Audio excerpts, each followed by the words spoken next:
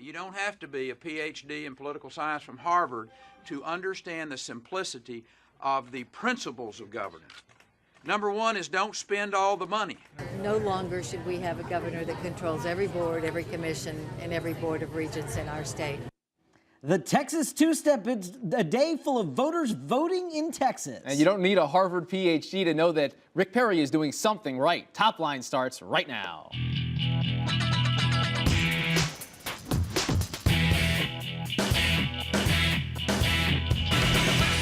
Hello and welcome to ABCNews.com's Top Line. I'm David Challey. And I'm Rick Klein. Each weekday we're bringing you the very latest political headlines, reporting, insight, analysis, everything you need and want to know about politics. And it's twitter.com/Snowden if you want to answer the question of the day or question us. We're here to answer. Happy Primary Day. Happy Primary Day. Get us started. Voters voting. We love it.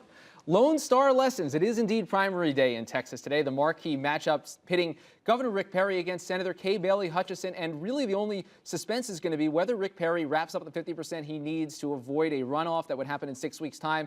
In any event, he is heavily favored going into the voting today to be nominated for another term. And there's something that he has got figured out that other governors around the country would love to bottle. And the question really is whether that's something that's transferable to other races. No doubt about it. This whole outside Washington versus inside Washington, his opponent, being sort of an entrenched senator, made that argument a little easier than some governors out there can have. But what will be fascinating, Rick, to see once this pivots beyond the primary, in a general election, he is one of the longest serving governors, and how he gets rid of sort of the incumbent status that no doubt Houston Mayor Bill White will try to throw on him as well. Objection. That's our second top line today, and that is what Jim Bunning is continuing to do on the floor of the United States Senate. Every time the Democratic leader tries to bring up a unanimous consent request to move on to a vote to extend for 30 days these unemployment benefits and some infrastructure spending, there's Jim Bunning saying, I object, and the Democrats are now having a field day. Yeah, they are just blasting out everywhere that Jim Bunning, this Republican senator, is stopping everything from moving forward in the country. They've got a face on the angry opposition, and if you haven't seen that face, stay tuned. We're going to show you the clip yesterday of John Carl trying to get a straight answer from him. And one of his fellow Republicans, Susan Collins, out today now also asking him to please stop objecting. You want to be done with this any way they can. Harold hangs up. Yes, the call me Harold. He is not answering the call after all. Harold Ford has decided not to run for Senate in New York. He's got an op-ed in the New York Times explaining his reasons, and he is pitching it as a self-sacrifice, that this is for the good of the Democratic Party. It may also be good for the good of Harold Ford, who really had no realistic route to a primary, although it's not clear that Kirsten Gillibrand is out of the woods in terms of a primary challenger just yet. Not entirely clear, though. I think this is the last serious primary challenger, as she may face billionaire Mort Zuckerman if he decides to get in, not in a Democratic primary, but maybe as a Republican. I will say this, because I've been beating up on the White House political shop for the last couple months over New York, saying that they could not get Paterson out of the race, they could not keep Ford on the sidelines. In the end, not that they're responsible for this, but the desired result for them, and so it's probably a good day at the White House that Dave Paterson and Harold Ford both not running. Book tour, our final top line today. Mitt Romney launches No Apology. That's his new book, his 2012 tome, heavy on policy, and the Romney folks are just loving the comparison to Going Rogue. This is not Sarah Palin's book. They are trying to make sure everyone knows that. It's not full of catty behind-the-scenes gossip. This is a serious policy book. It had an index. And it wasn't even an interesting index. It was actually a lot of policy prescriptions. It is very, very policy heavy and obviously 2012 speculating heavy.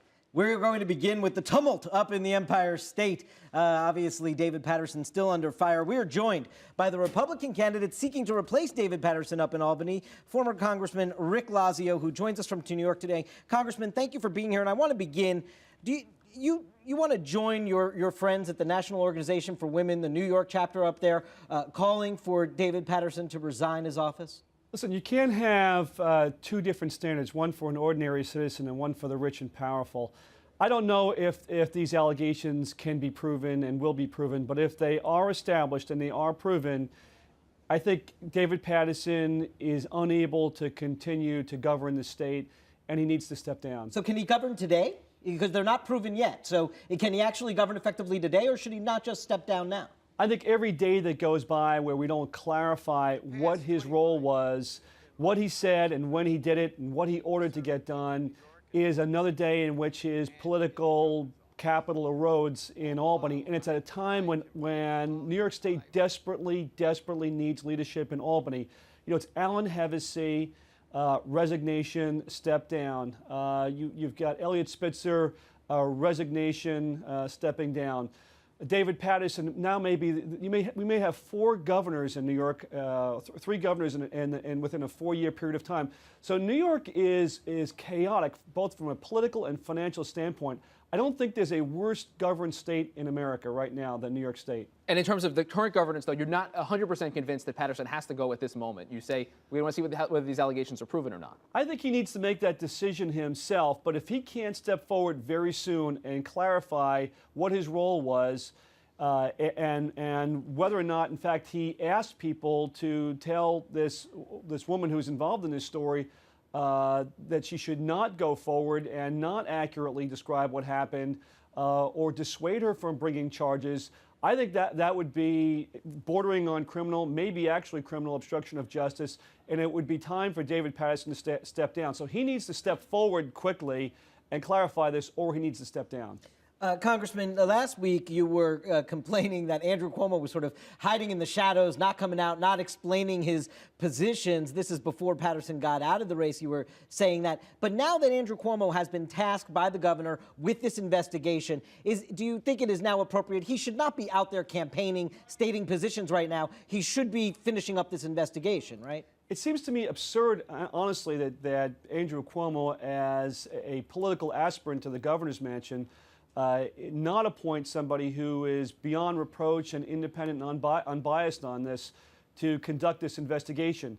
I think this has got to be done by somebody other than Andrew Cuomo. You know, the points that I raise is if he was behind, or his agents were behind, pushing these stories around that were discrediting Paterson for the last few weeks, and particularly the last couple of weeks, then it seems to me he's disqualified from actually being the kind of investigator that both Paterson and the state needs. We've got to put political ambition aside, and we've got to serve the people of New York. New York has been through such a tough time, as I've just described before, the resignations. It's become the corruption capital of America. Every week, every few weeks, there's another scandal.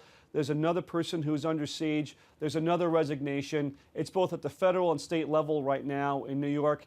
And people have lost faith with their government. Meanwhile, you've got a state budget crisis that is the deepest crisis that New York State has ever faced, looking at the next fiscal year deficit approaching $9 billion, the year after that $15 or $16 billion, and a completely dysfunctional state legislature and state government that cannot come together to begin to solve the problems that New York has.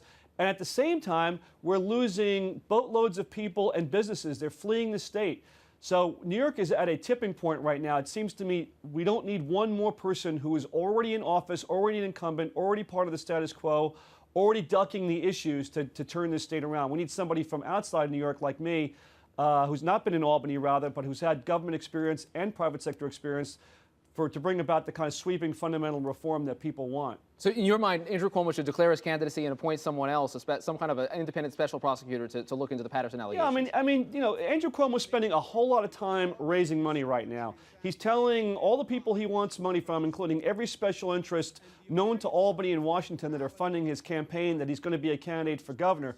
It's time that he levels with the ordinary citizens that are not rich and powerful about where he stands on tax reductions, property taxes, how he closes the budget deficit. What's he going to do about Medicaid, the largest program in the New York State budget? What's his position on the trial of Khalid Sheikh Mohammed? I mean, after all, he is the Attorney General. He should have an opinion on whether or not Khalid Sheikh Mohammed, the self-described mastermind of 9/11, should have a trial in downtown New York, and whether he should have the rights and privileges of an ordinary citizen. Congressman, you just described just how terrible it is in Albany. I used to cover New York politics. I mean, it really is just a cesspool of governance. And I want to get a sense from you why can you turn that around? You said it's a 4-year job. You kind of term limited yourself. How can you turn that around in 4 years? Why is this a job that you want? Listen, I've been in public office before, and I know what happens when you get in public office. You get distracted by your next election or your ambition to run for other office. You're spending a lot of time raising money and building up political support for your own ambitions. I want to put that aside. I think New York's problems are so fundamental and so deep that it requires, and the people of New York deserve to have a governor that only focuses on doing the right thing. And I do believe that if I do what New York State needs me to do, namely reduce spending, bring these budgets back into balance, lower taxes, promote growth, that I'm going to have lots of special interests that are very well funded coming after me. I get it. I know what it looks like. It's lots of picketing and name calling and nasty commercials. I think that probably means a loss of political support somewhere along the line.